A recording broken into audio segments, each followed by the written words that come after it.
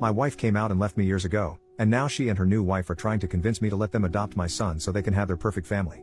I, 35M, was married to my ex-wife, 34F, for 7 years. 2 years ago my ex-wife came out as lesbian. This came as a complete shock to me. She and her partner were co-workers who had an affair since she joined the company a year before our divorce. We have a son together, 8M. This whole thing came as a complete shock to me. I was heartbroken and devastated. I felt betrayed as I had spent 7 years of my life with this woman and it all felt like a lie now. When I confronted her she told me that she had to live her truth and that she tried to suppress her identity because she didn't come to terms with it till she met her partner. When I asked whether she loved me, she told me that while she loves me it's different than how she loved her new partner. This broke my heart even more as you can imagine. The divorce was quick as she did not want anything from me and we agreed to a 50-50 split of custody, but I decided to go no contact with her and handled the custody transfer process through my sister, 27F, whom I moved in with after the divorce. I sold the house and we mutually agreed that the excess money from the sale will be in a college fund for our son in the future. I could not bear to stay in that house anymore as it kept reminding me of her and what she did to me. For context, she introduced her partner as her work friend and I believed her. I had no reason to suspect anything and they had several girls' nights but I figured that they were probably using these as cover-ups for the affair. For 6 months I was in a depressive state because I didn't know where I went wrong. But this is one of those scenarios that anything I would have done wouldn't have been able to make it better. This made me even more depressed and the fact that all the vows and little things that she said at our wedding were all just lies trying to keep up a ruse made it even worse.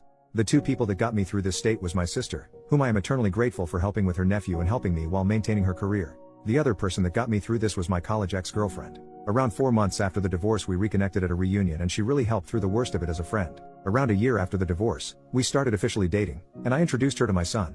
During all this time my ex's partner had been having limited interactions with my son. This was not because of me saying anything but my ex-wife wanted him to adjust to his new reality. My son is in that weird age that he understands what's going on but he doesn't really understand what's actually going on. If you know you know. He understands that mommy has a girlfriend and that me and his mom are not together anymore. I'm pretty happy considering we didn't really talk to him about the LGBTQ+ stuff because we had decided that we can talk about this when he's a bit older, but I'm happy that he's come to terms with the divorce. Around 8 months ago, my ex said that she was officially moving in with her partner and that she was engaged. At this point I still was on no contact except brief conversations that concerned our son. She invited me to the wedding but I declined. They were planning to have a destination wedding in Spain where her girlfriend lives. She wanted to take our son to the wedding and he would have to miss school for a week since she wanted him to meet her girlfriend's family as well. I told her that missing school for a week does not make sense and that she should plan her wedding when he has vacation since she doesn't have a fixed date yet. She argued that most likely they won't have a date that will align with his vacations and that they are getting married as soon as possible. I relented and agreed since I didn't want to interact with her anymore and it was well within her rights to have her son at her wedding. The problem started when my son came back after the wedding.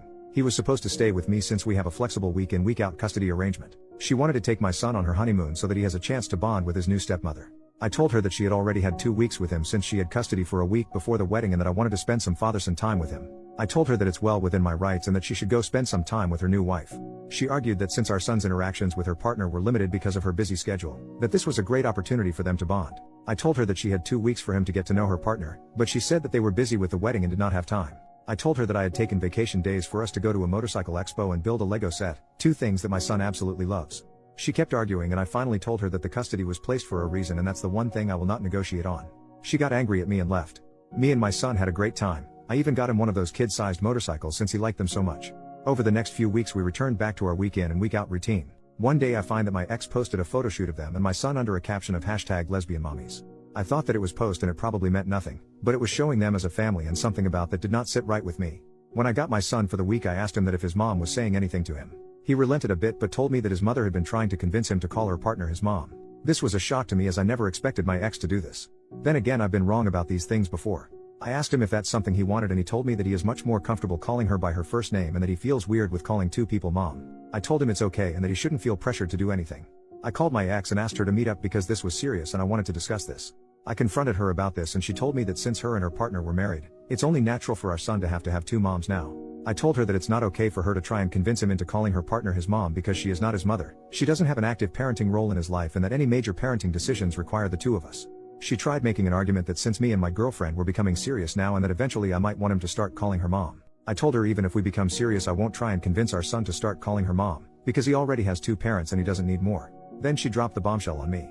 She told me that she and her partner were hoping that eventually down the line they can file for adoption. I'll still be able to visit and see my son but she wanted her and her wife to have legal guardianship because they wanted to build a new family with them. I told her absolutely not and that our partners have no say in our kids' lives. She accused me of being homophobic for denying her the right to a complete family and I told her while her life is her choice our son's life has to be a thing that we decide ourselves. I ended the conversation there and told my son to tell me if her mother tries to force him to do anything that he doesn't want to do. 3 weeks later I found out that my ex had enrolled him in Spanish lessons that he told me that he hated doing. For context, my ex is Latin and her partner is Spanish, so they are more comfortable talking to each other in Spanish. We made the decision to raise our son in English because it made sense at the time, as she speaks English better than Spanish and I don't speak any Spanish.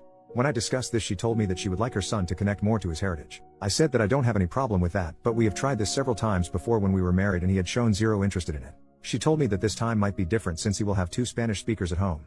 I told her that I am in all favor of bilingualism because 2 languages are always an advantage, especially for kids, but if he doesn't want to do it, there is no reason to force him to do it. Maybe try another language?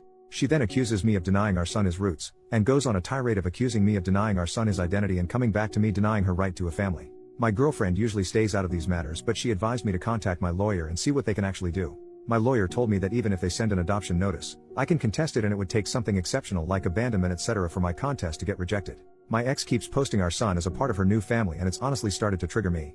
2 weeks ago I interacted for the first time with my ex's new wife after the divorce. She contacted me and asked to meet up. She told me that my ex had finally started to recover from the social trauma of coming out and building a new life with her and that I am now getting in the way of the happiness. She accused me of being emotionless and uncaring through our divorce and how I guilt-tripped her into agreeing to my demands of 50-50 custody, and how I should just agree to the eventual adoption in a few years because she has always wanted a son and that I will still remain my son's dad and I can still visit him. I told her that I don't care what her emotional state was during the divorce and that my demands were fair even to the most irrational person. I told her that if they want to create this image of a perfect family, then they should have another kid that has no connection to me. I feel like all this has started to affect my son more than anything. He is a lot less happier than he was just a few months ago as we had started to adjust to this new reality. For context, since I know this is going to come up eventually, the emotional trauma of my ex coming out, it is basically the fact that her family effectively disowned her after coming out. Her parents don't talk to her anymore, while my son has plenty of interactions with his maternal grandparents when he's with me. Those two combined make significantly more money than I do alone. However, my ex-wife makes less money than me, but her partner is in a senior position, so she has more stability. This is also an argument my ex-wife used when we discussed adoption, since they can then send our son to a private school and generally give him a better life. I don't know if this is a factor, but the recent elections may have caused this because they are worried that they might not be able to adopt soon. But they don't want to adopt my son now but in a few years, so I doubt this to be true. First update, next day. It's been crazy seeing everyone's reactions to the situation and I wanted to share a quick update with you all. First of all, I'd like to clarify that my son and I have been going to therapy since the divorce. He was doing quite well until the whole mom saga happened. My in-laws disowned her after she came out. They were not even aware about the affair when she came out to them. They still spend time with my grandson under the condition that they don't badmouth my ex and don't preach their views to him. They agreed and said that they valued a relationship with their grandson over any political view they might hold. I have been a part of every interaction that they have had with him because I was worried they might say something. Thankfully, this has not been the case. Her extended family has said to me that they have all cut her off as well, some for the affair and some for her being gay. Our mutual friends also cut her off because of the affair. All our mutual friends were my work buddies and their spouses and partners. I did not ask them to do anything, they came to the decision on their own. I was actually glad when she told me that she had made a friend on her own, as she used to complain about not liking her colleagues. We all know how that turned out.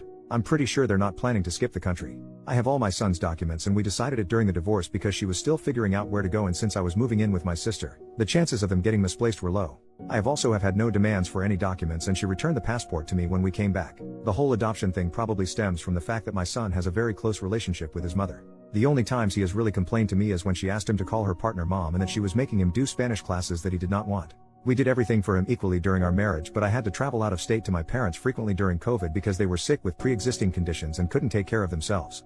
My sister was on an assignment abroad at that time. My sister also agreed with this. Please let me know your thoughts. I listened to people and contacted my lawyer, who is also my friend, this morning. He told me the same thing as last time and that it would take something really unusual for the adoption process to go through like child abandonment. He also said that there are a bunch of idiots that have no idea how the law worked. He also told me that if the whole "we want to adopt him" is a real thing and if she is talking crap about me to my son and I could prove it, I could get custody. This has not been the case, as I've not heard my son say that his mom says bad things about me. This brought me a sigh of relief. I plan to contact my ex today with the following conditions. 1. We both install parenting apps and document all interactions. 2. No more mention to me or my son regarding adoption or calling her partner mom. 3.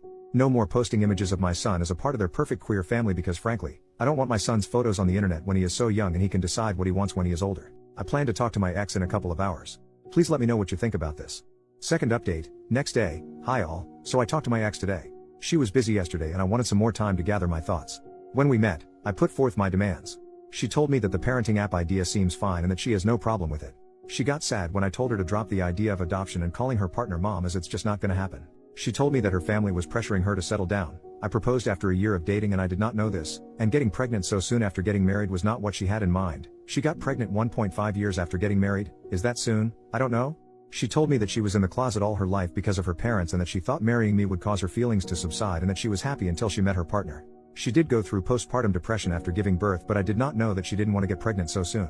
She then told me that her wife and her, that the reason they wanted to adopt my son was because she wanted to start new. She then said that she was never really happy during our marriage and that with her new wife she could have the family she always dreamed of having. She didn't want my son to grow up to resent her for being a lesbian, as he doesn't have either any exposure to people like her apart from her and her partner. Look, I have to be honest here, I don't know any gay people nor anyone in my friends or family is gay. We never talked about these things because it simply doesn't come up in our daily life, but that doesn't mean me and my son have no idea who they are, especially after the divorce. I told her that this is not going to happen and that he has had a lot of exposure to people from her community. I told her that seems like a bull crap reason for separating my son and me and that she is making up some random reason to make her seem like it is. After some arguing, she told me the real reason why she and her partner want to adopt my son. By the way, Reddit is crazy for their prediction abilities, like honestly, wow. Apparently they wanted to adopt my son because her wife and her are considering moving to Spain in a few years. I told her that she can't do that and that the legal framework supports me and my rights in both countries. She told me she knew this and that's why they wanted to get me to sign adoption. I told her that she was crazy, that she in no way is able to do this, as she still need my permission to take him out of the country as when she did when they got married in Spain. I also read a comment yesterday on the update and researched a bit on the laws regarding this, so I know this is not happening. She told me again that they have done their research, that this was to see if I would agree. In case I agreed they would consider moving, and in case I don't they won't, because she doesn't want to be separated from my son. I again emphasize that this is not going to happen and that if she tries anything or says anything to my son, I will sue for full custody. She got sad again and told me that they wanted to check with me first. I told her, in what world would you expect me to give you and your wife full custody? First you divorce me, leave for me a woman, and then expect me to sign over my child and act like nothing happened. I told her from this point on we will document everything, every interaction we have, and that if I even get a whiff of you trying to pull something I will sue for full custody. She got a bit scared at the idea of losing full custody. I guess she didn't really consider me doing that and she agreed. I then told her not to paint this picture of a picture-perfect queer family that they are trying to do, because that is not going to happen. Our son has a mom and a dad that he spends half his time each with, not two moms. He is not your affair partner's son. He is your son and mine. If you want a child with her you can do so on your own. I then told her that the courts are more likely to side with me than you in this case because of the thing you have been trying to do and the fact that I work from home and spend more actual time with him than you and your wife. I have been trying for him to have a stable relationship with both parents since the divorce because I don't want him to resent either of us. But if you try to remove me from his life, I will sue for full custody and deal with any resentment he has for either for us. I didn't want to argue anymore and I left the room. I secretly recorded the conversation because I wanted to have proof in case anything happens in the future.